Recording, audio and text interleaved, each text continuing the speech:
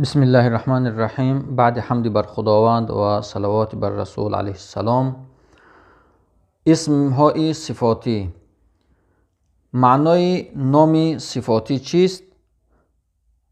جواب: خداوند صفات های زیادی دارد، مثل قدیم بودن یعنی از همیشه بوده و تا ابد خواهد بود، عالم بودن یعنی داننده هر چیز، قادر بودن یعنی بر هر چیز قدرت داشتن، حی یعنی همیشه زنده و غیره.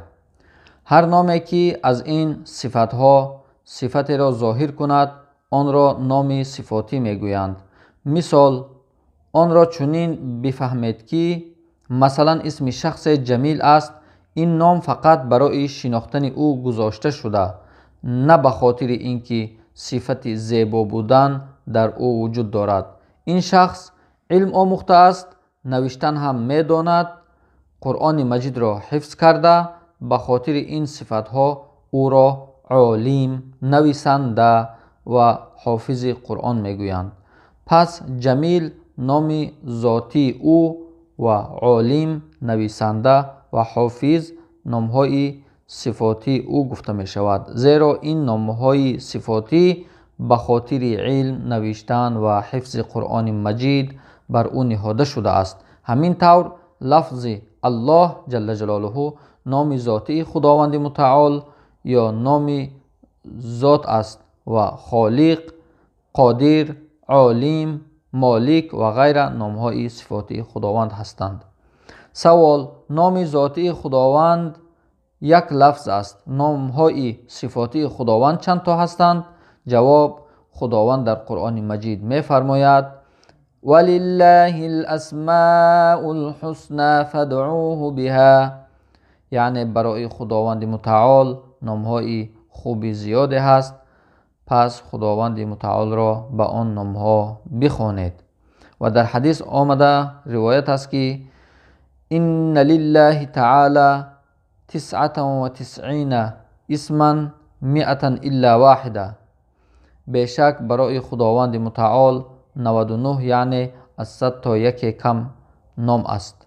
سوال: معنای لفظ الله چیست؟ جواب: الله نام آن ذات است که واجب الوجود است و دارای تمام صفات کمالی است. سوال: معنای واجب الوجود چیست؟ جواب: واجب الوجود به چنان موجود هستی گفته می شود که موجود بودنش واجب و لازم است و عدم یعنی نیستی آن محال است. آن ذات واجب الوجود می باشد که همیشه بوده و برای همیشه خواهد بود، نه ابتدا دارد و نه انتها، هیچ زمان نابود نمی گردد و خود به خود موجود بوده است. کسی که وجود و پیدایش او وابسته به شخص دیگری باشد نمی تواند واجب الوجود باشد. مطابق تعلیمات اسلامی تنها ذات واجب الوجود خداوند است، بجز او در جهان موجود واجب الوجود نیست. سوال: معنای صفات کمالی چیست؟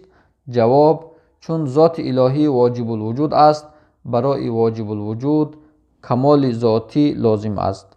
تمام صفات هایی که برای کمال ذاتی لازمند همه برای او ثابتند و آنها را صفات کمالی میگویند. آن چیزی که همیشه بوده و برای همیشه میماند را چی میگویند؟ جواب: چنین چیزی را قدیم میگویند.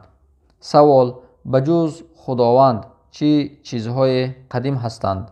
جواب: خداوند با تمام صفتهایش قدیم است، جز او چیز دیگری قدیم نیست.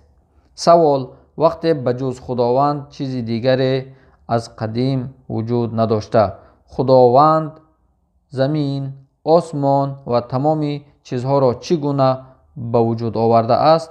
جواب: خداوند متعال جهان را به حکم و قدرت خود پیدا کرده است و برای پیدا کردن جهان و درست کردن زمین و آسمان محتاج هیچ چیز نبوده.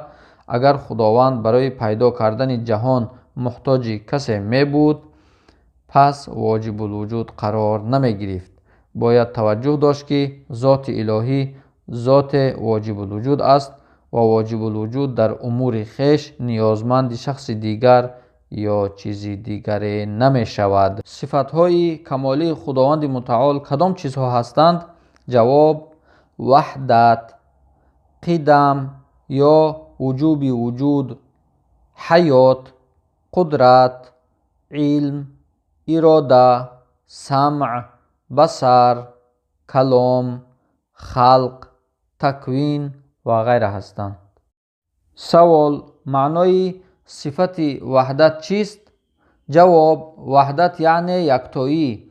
این صفت خداوند متعال است که در ذات و صفاتش یکتاست و معنای توحید یگانه دانستن خداوند و اقرار و یقین داشتن به یکتا بودن خداوند است. سوال: معنای صفت قدم و وجوب وجود چیست؟ جواب: قدم به معنای قدیم بودن، همیشه بوده و همیشه خواهد بود.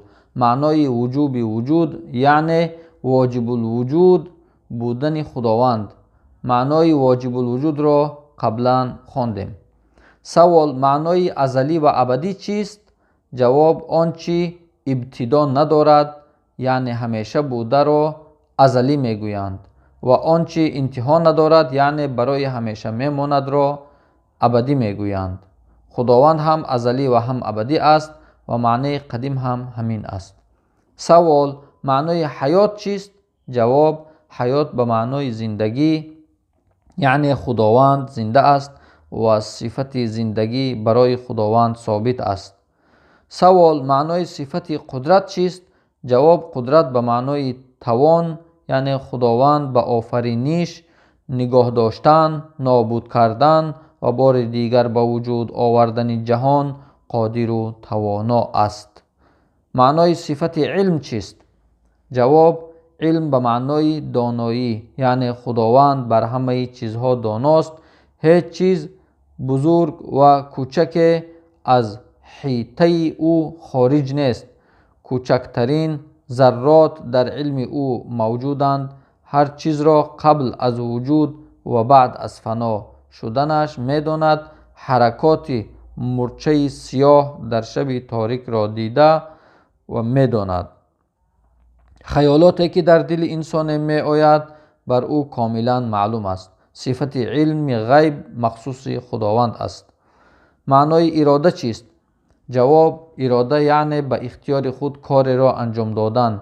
هر کار را که خداوند بخواهد با اختیار خودش انجام می دهد و هر چیز را بخواهد با اختیار خودش پیدا می کند و هر چیز را که بخواهد با اختیار خودش نابود می کند.